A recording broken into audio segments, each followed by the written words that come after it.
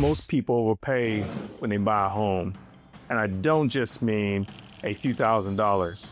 I'm talking about overpaying by 6 figures. But what if I told you that by shifting the way you think just a little, you could buy your next home like an investor and save over $100,000 or more? In this video, I'm going to show you exactly how most buyers focus on the dream. The granite countertops, the walk-in closets, the backyard, humongous living spaces. But investors, we focus on one thing first. That's the numbers. We know that wealth is built at the time you buy, not just when you sell. You got to get in the deal correctly and undervalue as much as you can. So let me give you a few simple proven investor strategies that regular buyers can use right now to get an edge on their home purchases. First, look for properties with built-in equity.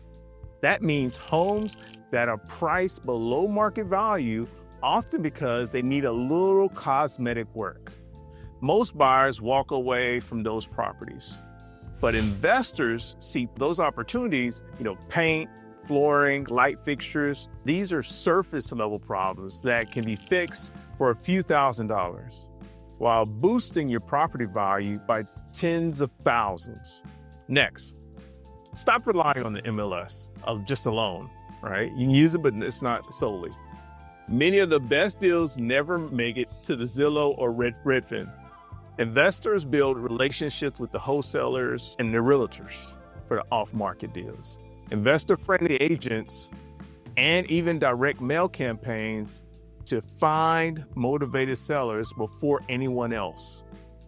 Relationships that you may have in general walking with your other people that's throughout your lives could bring up an opportunity that could lead you to your next forever home at the right price. You can do the same. You just have to look beyond the usual sources. Third, understand creative financing. There are deals the seller is willing to finance the property themselves. That means you don't need a bank at all. You can negotiate better terms, lower your out-of-pocket costs, and sometimes even buy the zero money down. So fourth, buy with multiple exit strategies. This is a key. You always got to have a contingency plan with things so you don't get stuck. So most consumers buy with one plan: live in the home, and that's it. Investors buy homes that they could also rent out. They can flip, they can turn into a midterm or short-term rental. Life changes, and life changes. So that flexibility reduces the risk and increases your upside. Fifth, think long-term. An investor doesn't just, can I afford this? They ask, will this appreciate? Will this neighborhood grow? Will I be able to refinance or leverage this in 5 years? If you doubt that mindset, you will start spotting better opportunities.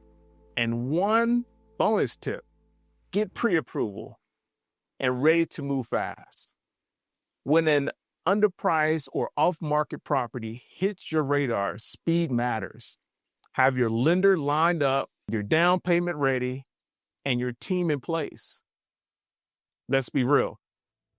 Most people never build wealth through real estate because they buy emotionally, not strategically. But if you apply just a few of these investor strategies, you could save $100,000 or more on your next purchase and position yourself to build lasting wealth. If this helped shift your look at buying a home, give this video a like and subscribe for more investor strategies, real estate tips, and deal breakdowns. And if you want to learn if now is the best time to sell, the optimal week for home sellers revealed, that's what I'm breaking down in the next video. See you there.